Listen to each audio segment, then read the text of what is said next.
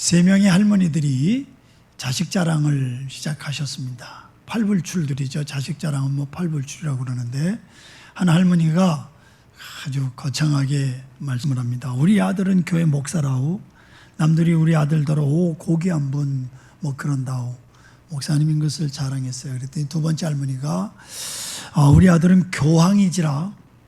남들은 내 새끼더러 오메 고결한 양반 그런단께롱. 이제 더 이상 높은 사람이 없지라. 푸히히히. 전라도 할머니신지. 세 번째 할머니 왈. 우리 아들은 쇼다리에 곰보에 뚱뚱한 뚱보인데 남들이 우리의 아들을 보면 한결같이 이러는 기라. 오 마이 갓. 그런 납니다. 목사, 교황, 그 다음에 갓, 하나님. 하나님이 제일 높은 줄 아는데 이게 오 마이 갓이라는 게 그 뜻이 아니잖아요. 어머, 뭐, 어떻게 젊은 사람들은 대박. 놀라는 표정인데 그랬답니다. 하나님께서 인간을 만드실 때 남자는 흙으로 빚어서 만드셨죠. 여자는 남자의 갈비뼈를 취해서 만들었습니다. 가장 중요한 부분인 갈비뼈를 가지고 여자를 만들었다고 하는 것은 그만큼 여자가 남자의 사랑과 보호로 필요로 하는 존재라는 그런 뜻이지요. 그래서 사도 바울은 에베소서 5장 22절로 25절에 말씀하시기를 아내들이여 자기 남편에게 복종하기를 주께 하듯 하라. 이는 남편이 아내의 머리됨이 그리스도께서 교회의 머리됨 같으니 그가 바로 몸의 구주시라. 그러므로 교회가 그리스도에게 하듯 아내들도 범사에 자기 남편에게 복종할지니라. 남편들아 아내 사랑하기를 그리스도께서 교회를 사랑하시고 그 교회를 위하여 자신을 주신같이 하라. 이렇게 말씀하고 있습니다. 즉 남편이 아내의 머리 되기 때문에 아내는 남편에게 복종하고 남편들은 주님께서 교회를 사랑한 것처럼 아내들을 사랑하라고 말씀하고 있는 거죠. 이게 하나님 만드신 창조의 질서입니다. 그런데 요즘 세상은 어찌된 일인지 남편이 아내들에게 복종을 하고요, 아내는 남편을 사랑하는 그런 시대가 되어버렸습니다. 요즘은 요리하는 남자가 대세라고 그러죠. 요리 잘하는 남자가 아내의 사랑을 받는다고 합니다. 지극히적 개인적인 생각입니다만은 말세가 다가온 것 아닌가 그런 생각을 합니다. 예? 말세니까 이러지. 남편이 아내에게 쩔쩔매면서 사랑을 받기 위해서 애쓰는 모습을 보면 참으로 안쓰럽기까지 하는, 안쓰러워. 하나님께서 만드신 창조의 질서가 점점 무너져 내리고 있다는 생각을 지울 수가 없어요. 어쨌든 지금은 여자들이 큰 소리를 치는 시대지만 옛날에는 여자를 사람으로 취급도 하지 않았단 말이에요. 신구약 성경에도 보면 사람 숫자를 셀 때 남자들만 숫자를 셌지 여자들은 계산도 안 했다고. 자주 말씀드립니다마는 유대인들 남자들이 하루에 3번씩 반복하는 기도문이 16개인가 18개가 있어요. 제가 뒤져보니까. 그런데 그 마지막 기도문에 감사 기도가 나오는데 3가지 감사가 있습니다. 첫째는 이방인으로 태어나지 않은 것에 대한 감사, 두 번째는 노예로 태어나지 않은 것 감사, 세 번째는 여자로 태어나지 않은 것에 대한 감사가 있습니다. 사도 바울도 말했습니다. 고린도전서 14장 34절에 여자는 교회에서 잠잠하라. 그들에게는 말하는 것을 허락함이 없나니 율법에 이른 것 같이 오직 복종할 것이요. 사도 바울의 말씀이에요.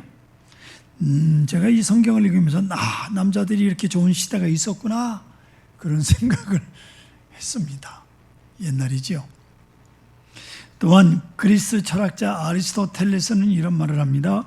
만약 여자가 자기 남편과 동등하다고 주장한다면 그것은 마치 노예가 자기 주인과 동등하다고 하는 것과 같아서 이 사회 질서가 무너지고 말 것이다. 그렇게 말했습니다. 우리 여자 성도 여러분들, 아리스토텔레스를 존경하실 이유는 없겠지만 더 이 여자를 이렇게 표현했으니까. 심지어 종교개혁자 마틴 루터조차도 말하기를 여자 아이들이 남자 아이들보다 말도 빨리 배우고 걸음마도 빨리 하는 이유가 뭔지 아느냐? 그것은 알곡보다 잡초가 빨리 자라는 것 같은 이치다. 여자들이 잡초래. 나중에 마틴 루터가 하도 문제가 되니까 그건 농담으로 한 이야기다. 그리고 빠져나 농담으로 했대요. 그 옛날 우리 인류의 역사가 얼마나 여자를 천시했는가 거슬러 보면요 많아요. 여자 사람 취급도 안 했다 그 말이에요. 근데 여러분 성경을 읽어보시면 예수님께서는 여자들을 극진히 대우해 주시고 사랑해 주신 것을 볼 수 있습니다.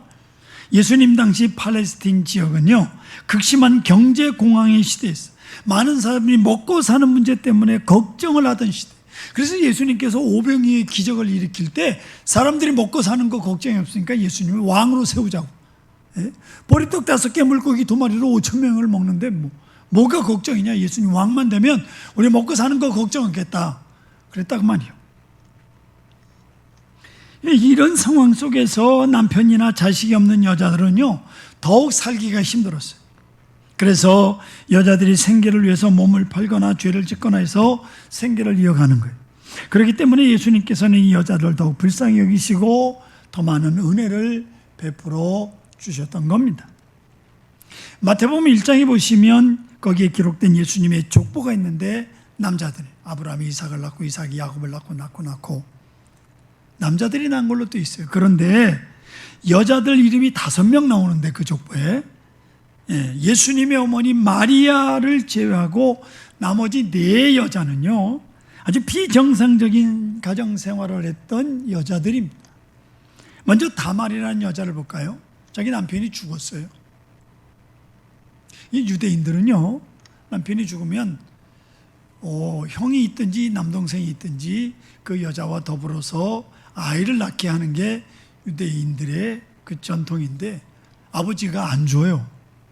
그러니까 이 다말이라는 여자가 변장을 하고 양치러 나갔을 때 그 아버지, 시아버지 유다와 관계를 맺어서 아이를 낳습니다. 그 아이가 베레스라고 하는 사람이에요. 그 예수님 족보에 나와요. 시아버지하고 며느리가 이게 참 입에 담을 수도 없는 이야기예요. 라비라는 여자가 나오는데 이 여자는 여리고 성의 기생으로 살다가 유대인들이 요단강을 건너서 여리고 성을 점령했을 때 이 라합이 정탐꾼들을 숨겨준 것 때문에 살아났습니다. 그런데 이 이방 여자 기생 라합이 살몬이라는 유대인을 만나서 보아스를 낳았습니다. 보아스가 예수님 족보에 나와요.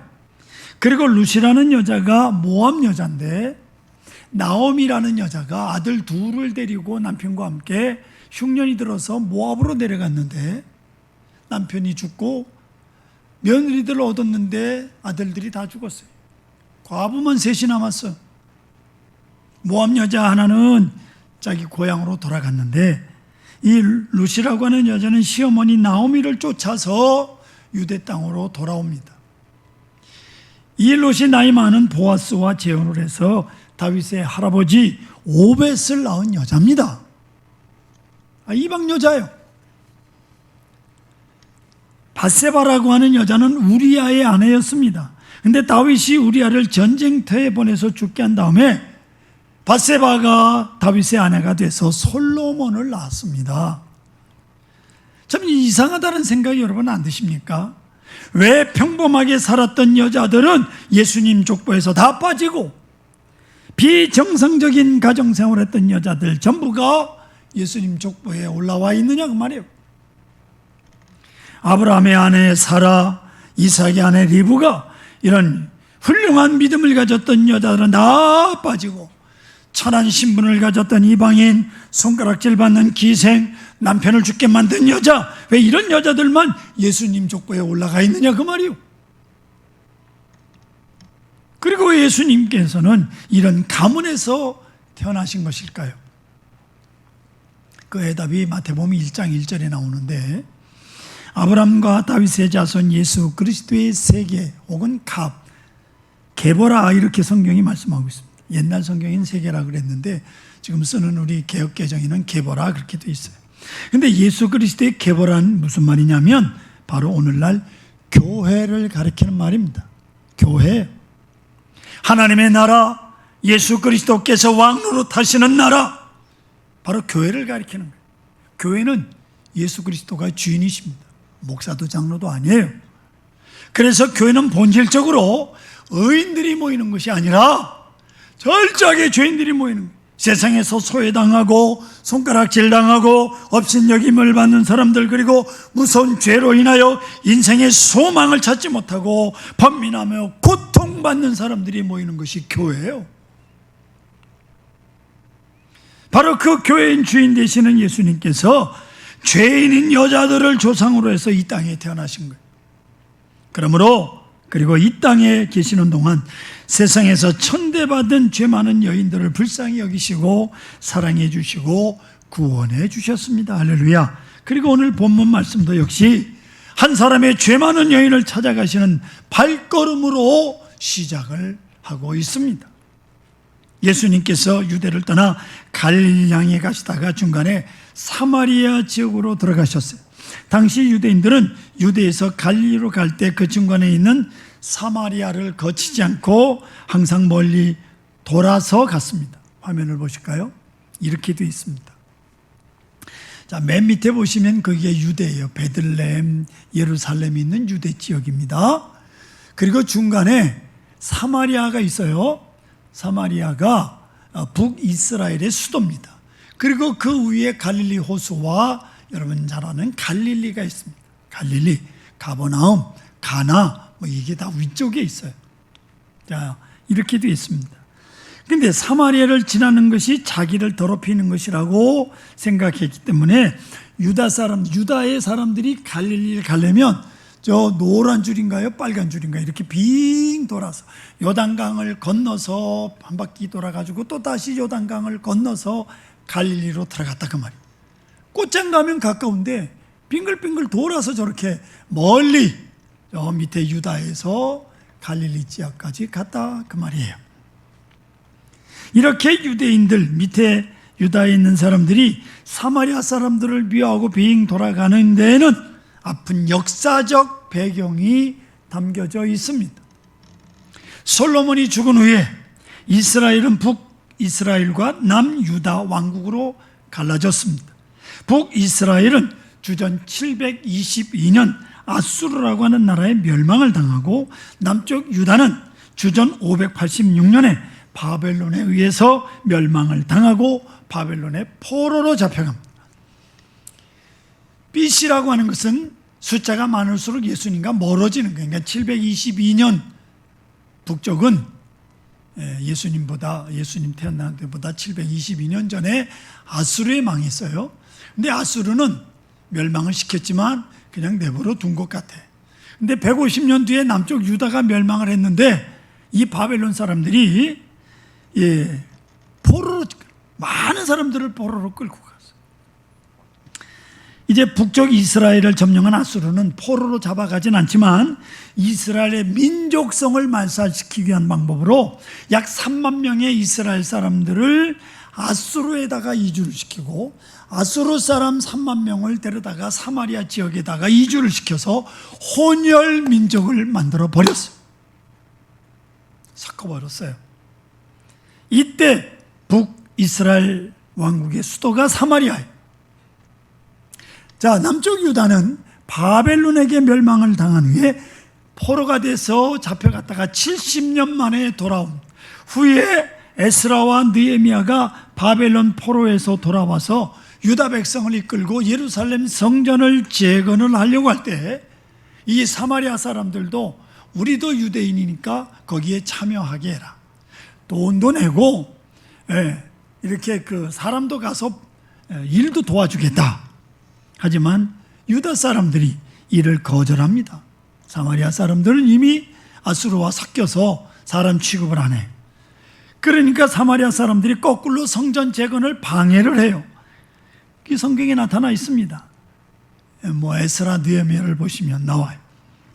자, 그리고 이 사마리아 사람들이 억하심정이 있었는지 거기 재건에 참여 안 시키니까 예루살렘에 있는 성전 대신 그리심산에다가 자기들의 성전을 따로 세우고 우상을 세워놓고 그를 섬겨요. 이렇게 유다 사람들과 사마리아 사람들은 이방인보다 못한 존재로 서로 여기면서 500년이 넘도록 서로 상종하지 않는 미움의 역사가 계속된, 예수님 때까지 서로 상종도 안 합니다. 유대인들이 사마리아 사람들을 대하는 규칙이 있는데요, 만약 유대인이 사마리아 사람을 집에 들여놓으면 그 집의 아이를 유대인들이 잡아다가 노예로 팔아버려요. 또 유대인들이 사마리아 사람들과 같이 음식을 먹으면 그 유대인은 돼지고기를 먹은 것으로 취급을 했어요. 하나님의 율법을 어긴 사람으로 간주했다, 그 말이에요. 그리고 유대인들은 절대로 이 사마리아 땅을 밟지 않았다, 그 말이에요. 아무리 급한 일이 있어도 사마리아로 들어가지 않고 먼 길을 돌아갔거든요. 그런데 오늘 성경에 보면 예수님은 사마리아로 들어가셨습니다. 그리고 하루 종일 걸어서 수가성에 도착해서 야곱의 운물이라고 이름 지어진 운물에 도착해서 피곤하여 주저앉아 쉬고 계십니다. 그때가 12시 정오에 뜨거운 해가 내리쬐고 있었던 때입니다. 그런데 이때 운물을 길러온 사마리아 여인이 있었습니다. 당시에 물을 길른 것은 하인들이나 물을 길렀고요, 가나안에서 하인이 없으면 남자들이 물을 길렀습니다. 여자들이 운물에 나가는 일이 없어요. 그런데 이 여인이 물을 길러왔다라고 하는 것은 이 여인은 엄청나게 가난한 사람이고 지금 여인이 남편이 있지만 함께 살고 있는 남자에게도 아내의 대접을 받지 못하고 있다라고 하는 그런 반증이 있죠. 그러니까 몸서 나가는 거예요. 예. 이 여인은 해가 너무 뜨거워서 아무도 다니지 않는 정오에 물을 길러 나왔어요. 운물가란 본래 많은 사람들이 모이는 곳이고 말이 많은 곳입니다. 그래서 이 여인은 아무도 나오지 않는 정오에 물을 길러 왔다고 하는 것은 동네 사람들 만나는 것을 꺼린 거죠. 사람 만나기를 꺼리는 겁니다. 이 여인은 결혼을 5번이나 한 적이 있었습니다. 젊은 시절 남자를 사랑했고 한 남자를 사랑했고 결혼했지만 불행하게도 버림을 받았습니다. 당시 이스라엘 사람들은 결혼에 대한 독특한 생각을 가지고 있었는데 그것은 남녀가 본래 하나로 창조되었다라는 생각을 가지고 있어요. 하나로 창조된 남녀가 각자 이 세상에 태어났는데 제 짝을 만나서 결혼을 하면 다행이지만 혹시 엉뚱한 짝을 만나게 되면 이혼을 하고 다시 제 짝을 만나야 한다는 게, 이것이 이스라엘 사람들이 이혼의 정당성을 주장하는 근거입니다. 말도 안 되는 근거예요.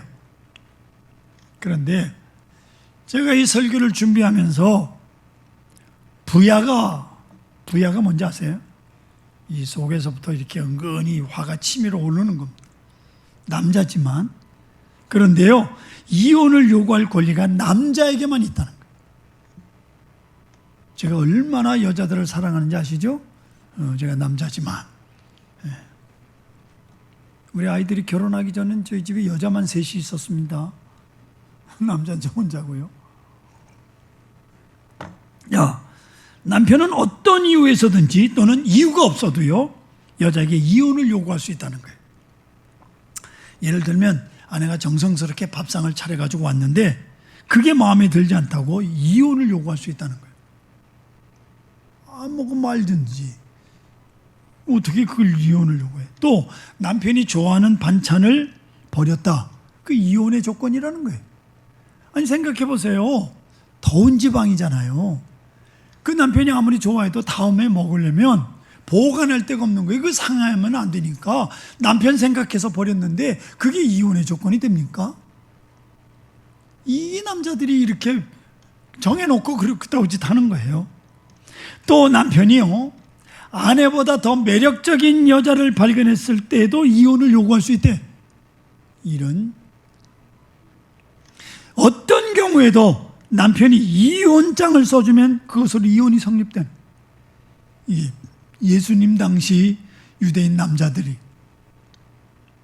사마리아 여인도 첫 번째 남편에게 일방적으로 이혼 통보를 받았을 겁니다. 내가 싫다 한마디면 이혼을 당하는 거예요. 이 여인은 어디 가서도 호소할 데도 없고요, 그 길로 쫓겨난 겁니다. 그리고 혼자 몸으로 먹고 살기가 너무 힘들어서 다른 남자를 만나서 의지하며 살려보려고 했는데 얼마 후에 그 남자도 어떤 이유인지 몰라도 떠나고 말았단 말이에요. 겨우겨우 버텨오던 이 여인의 삶은 완전히 무너져 버린 거죠. 그리고 지금 6번째 남자와 살고 있는 겁니다.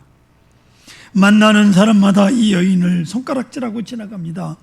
그래서 이 여인은 사람들을 피해서 정오의 뜨거운 시각에 물을 길러 온물가를 찾은 거예요. 이 여인은 인생의 가장 밑바닥에 있는 그런 여인이 올시다. 모든 사람이 손가락질하는 사마리아 사람, 더구나 사마리아 사람들에게도 손가락질 받는 5번 이혼한 여자, 먹고 사는 것이 힘들 정도로 가난한 여자, 이 여인의 삶을 말로 표현할 수 있는 단어가 뭐가 있겠습니까? 그것은 절망이요, 외로움이요, 가난이요, 아픔이요, 비참함이요, 좌절과 눈물과 어둠이었을 겁니다. 이런 단어들을 우리는 상상해낼 수 있습니다. 어디에도 내일의 희망이라고 찾아볼 수 없는 그런 여인의 삶이었습니다. 이런 여인을 예수님께서 일부러 만나기 위해서 사마리아로 갔습니다. 3절 4절 보세요. 유대를 떠나 다시 갈릴리로 가실새 사마리아를 통과하여야 하겠는지라. 여러분, 이 말씀을 들으면서 보시면서 유대에서 사마리아 가는 중간에 사마리아가 있으니까 할 수 없이 통과해야 된다라는 뜻으로 생각하기 쉬운데요. 그러나 이 말씀은 원문에 보면 이런 뜻입니다. 반드시 사마리아로 지나야 될 필요가 있었다, 이런 말이에요. 꼭 예수님께서 이 여인을 만나기 위해서 사마리아를 찾아가셨다. 매일 낮 12시에 여인이 물을 길러 야곱의 운물에 오는 것을 아시고 그 시간에 맞추기 위해서 이른 아침부터 땀을 흘리며 저 유대에서 사마리아 수가성까지 예수님께서 대여섯 시간을 걸어서 찾아오신 거예요. 사랑하는 성도 여러분, 우리 주님께서는 한 사람 한 사람을 소중하게 여기시는 분이오시다. 또한 주님께서는 우리의 모든 것을 다 아시는 분이오시다. 사마리아 수가성 여인, 아무에게도 이야기하고 싶지 않은 비밀이 있었어요.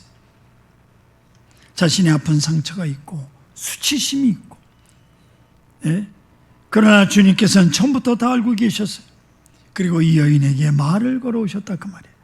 그 누구도 관심을 갖지 않았고 그 누구도 거들떠 보지 않았던 여인에게 다가와 우리 주님께서 손을 내밀어 주셨습니다. 할렐루야, 아멘.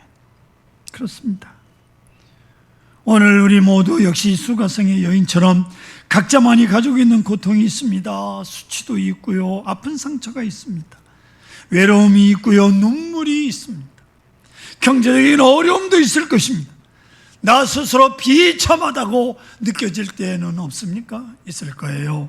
모든 사람들이 내게서 등을 돌리고 하나님마저 나를 잊으셨는가 하는 생각이 들 때가 있었을 것입니다. 그러나 하나님 말씀합니다. 이사야 49장 15절에 여인이 어찌 그 젖먹는 자식을 잊겠으며 자기 태선한 아들을 궁일이 여기지 않겠느냐.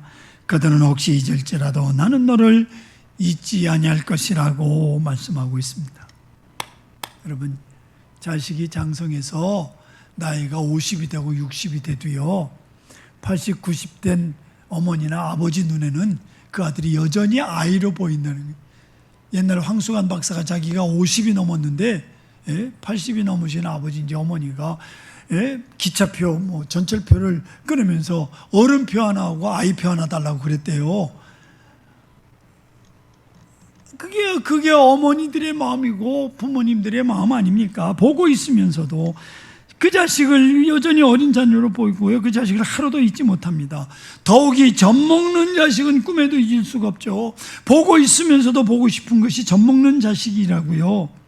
그렇기 때문에 하나님께서 말씀하시기를 그들은 혹시 잊을지, 그런 엄마가 자식을 어떻게 잊겠어요? 그런데 잊어버리는가, 버리는 엄마들이 있잖아요. 그러나 나는 너를 잊지 아니할 것이라고 분명히 말씀하고 있습니다. 그분이 하나님이에요. 할렐루야. 그분이 우리 하나님이시라고요. 또 하나 하나님 뭐라고 말씀합니까? 이사야 49장 16절. 여러분 주부에 요절로 내어드린 말씀입니다. 내가 너를 내 손바닥에 새겼다. 기억하셔야 됩니다. 여러분, 하나님 손바닥에 새겨진 건 내 이름이 아니에요. 하나님 손바닥에 새겨진 것은 나 자신, 여러분 자신이 옳시다. 내가 너를 내 손바닥에 새겼고, 즉 나의 사정과 형편, 그리고 나의 허물과 연약함도 내 인생 전체가 하나님 손바닥에 새겨져 있다, 그 말이에요. 아시겠습니까? 내가 지금 아파하고 있는 것, 내가 지금 고통스러워하고 있는 것, 내 모든 문제를 하나님이 다 알고 계시다. 할렐루야. 오늘 우리가 찬송했죠. 407장 3절 보시면, 뼈 아픈 눈물을 흘릴 때와 쓰라린 마음으로 단식할 때 주께서 그때도 같이 하사 언제나 나를 생각하시네. 언제나 주는 날 사랑하사 언제나 새 생명 주시나니 영광이 그날에 이르도록 언제나 주만 바라봅니다. 아멘. 여러분, 제가 25년 전만 해도요, 이 신목소리가 아니었습니다. 얼마나 꾀꼬리 같은 목소리였는데, 어떤 권사님은 내 찬송에 반해서 우리 교회를 옮겼다고 그랬다고. 사실이에요. 내가 누군지 물어보시면 개인적으로는 가르쳐 드릴게요. 근데 25년 동안 하도 소리를 지르다 보니까 목소리가 다, 성대 수술 2번이나 했어요. 제가 올 가을에 25년 됐다고 노회에서 근속패를 준대요. 선호에 25년 계셨으니까 그거 꼭 받아야 돼. 사랑하는 성도 여러분, 우리는 큰 고통을 당할 때 있습니다.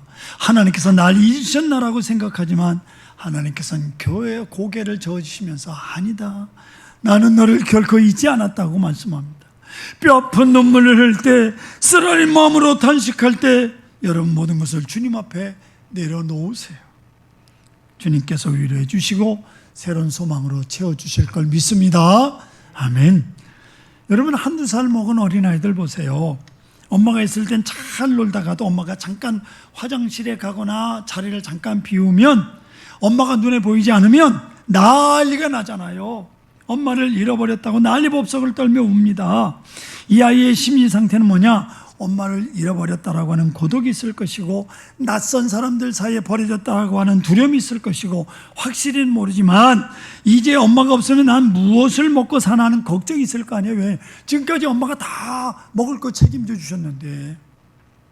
이렇듯 여러 가지 두려움이 아이를 공격하고 있는 거예요. 이 문제를 해결할 수 있는 방법은 오직 하나입니다. 엄마를 만나는 것뿐이에요. 엄마가 없을 때는요, 세상이 무너지듯 울다가도 엄마를 만나면 아이가 평온해져. 언제 울었냐는 듯이. 그렇습니다. 오늘 우리가 겪고 있는 인생의 고통도 마찬가지일시다. 여러분, 염려와 근심이 있죠. 환경적인 어려움도 있죠. 깊은 고독 속에 몸부림칠 때가 있지만, 그러나 예수 그리스도께서 내 마음에 들어오시면 그 순간 모든 것이 해결함을 받을 수 있습니다. 그렇습니다.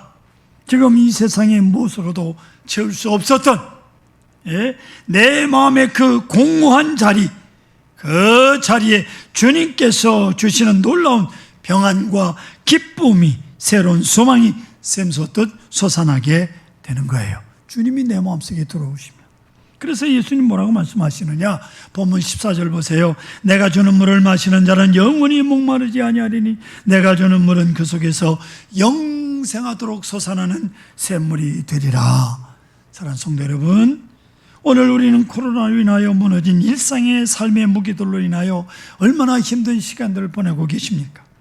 민족의 명절인 추석인데도 마음껏 주님을 찾아, 부모님을 찾아뵙지도 못하고 형제들이 마음대로 모이지도 못하고 있습니다.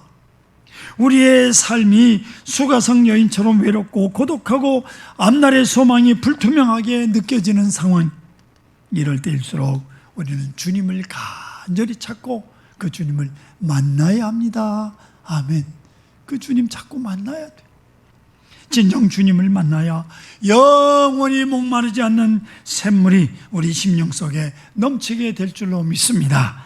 한없는 주님의 은총이 충만하시기를 소원합니다.